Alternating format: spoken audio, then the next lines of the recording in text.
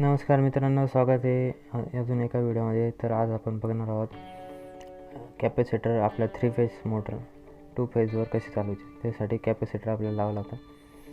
तर आपण आधी हा 4 फ्यूजचा बोर्ड बनवून घेऊ आणि त्याला आपण कॅपॅसिटर लावणार आहोत. तर आपण हे 32 एम्पियरचे फ्यूज घेतले 3च्या मोटरसाठी, आणि जर का तुमची 5ची मोटर असेल तर 63 एम्पियरचे फ्यूज घ्या. आणि 3च्या मोटरला आपण 144 MFDचे कॅपॅसिटर लावणार आहे. हे 72 MFDचे 2 म्हणजे 144ची कॅपॅसिटी झाली याची. आणि जर का व्होल्टेज तुमचं कमी असेल तर 180 पण लावू शकतो आपण 3च्या मोटरसाठी.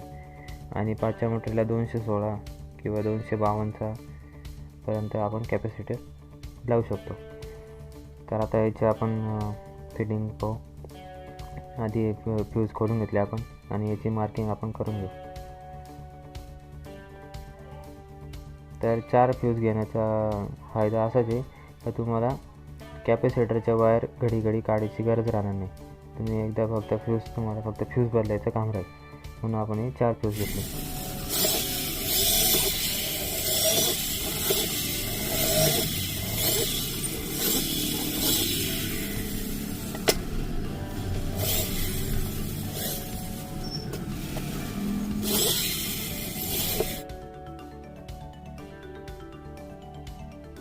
तर हे 4 फ्यूज आपण बोर्डावर फिट करून घेणार आहोत. जसे मी फिट केले तसेच तुम्ही फिट करा, म्हणजे तुम्हाला कॅपॅसिटर पण ठेवायला जागा राहील.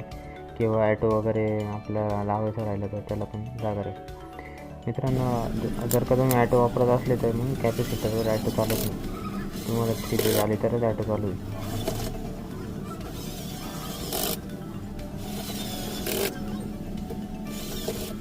आपल्याकडे स्क्रू टाईटला मशीन घेतलं आपण, बॅटरीवरचं आहे.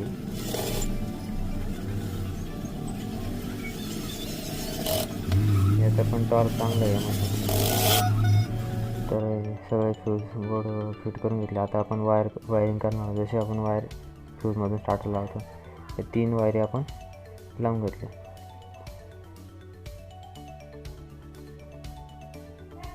तर वायर लावताना पण आपण 3ची मोटर राहिली तर ही 2.5 mmची वायर आहे.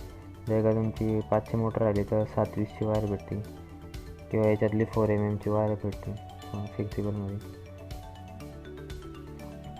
त्या मधल्या वायरला आपण अजून एक वायर अटॅच करून ती आपल्या 4थ्या फ्यूजला द्यायची.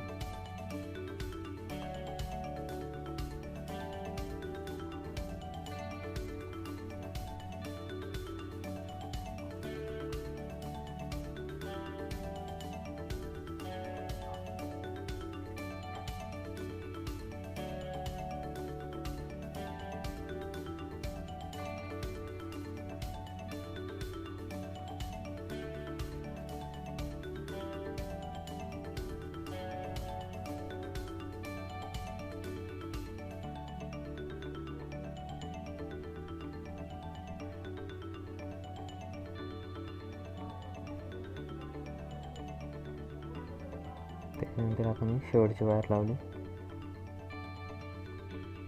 आणि येलो वायर आपण 4थ्या फ्यूजला लावली.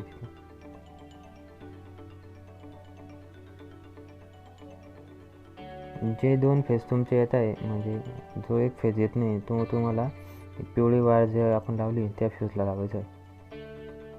आणि जे 2 फेज येत आहे तुमचे, म्हणजे ते लाल आणि निळ्या वायरला लावायचे आपल्याला, आणि मध्ये आले नाही पाहिजे.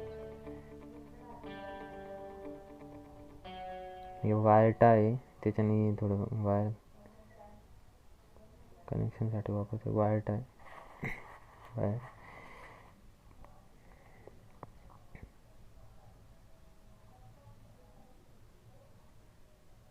त्याच्यानंतर आपण हे कॅपॅसिटर घेतले.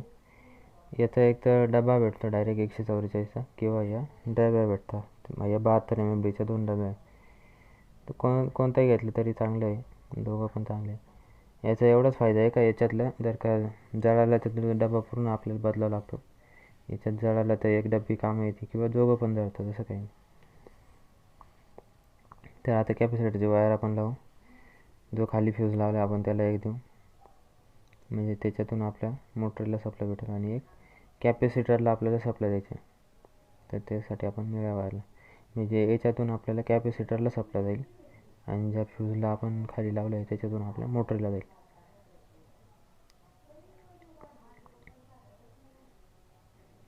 तर आता फ्यूज तार लावायचे आपल्याला फक्त 3च फ्यूजला फ्यूज तार लावायची, एका फ्यूजला फ्यूज तार लावायची नाही. तर ते मी सांगतो तुम्हाला का बरं.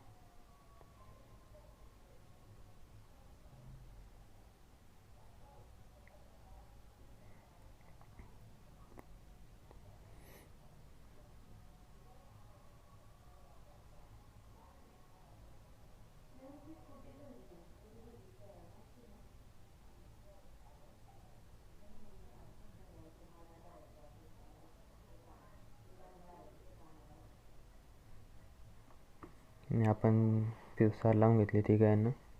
जेव्हा आपले तिन्ही लाईन क्लिअर आहे आपले, म्हणजे 3 फेज लाईन येते, तेव्हा आपल्याला चालवायचं राहिल्यावर तिघं फ्यूज आपले वरती पाहिजे. आणि जेव्हा आपली 2 फेज करायचे आपल्याला, तेव्हा ज्याला फ्यूज तार नाही ती वरती लावायचं आणि ज्याला फ्यूज तार ते खाली लावलं, म्हणजे कॅपॅसिटरची पॉवर आपली पिवळ्या लाईनीला येईल कॅपॅसिटर. आणि ती पिवळी वायर स्टार्टरच्या मध्ये आली पाहिजे, ही लाल आणि निळी स्टार्टरला कडाला आली पाहिजे. हे बघा, आपण जेव्हा स्टार्टरला पिवळी वायरमध्ये लाल कडेला निळी कडेला हे लावताना लक्षात यायचं आपल्याला. आणि जेव्हा 3 फेज परत येईल तेव्हा आपण परत तारवाला जो फ्यूज आहे तो वरती लावला आणि बिगर तारचा आपला कॅपॅसिटरला लावला. फक्त आपल्याला फ्यूज चेंज करायचं राहील. असा बोर्ड बनवला तर तुम्ही, म्हणजे आपल्याला कॅपॅसिटरच्या वायर काढायची गरज नाही राहणार.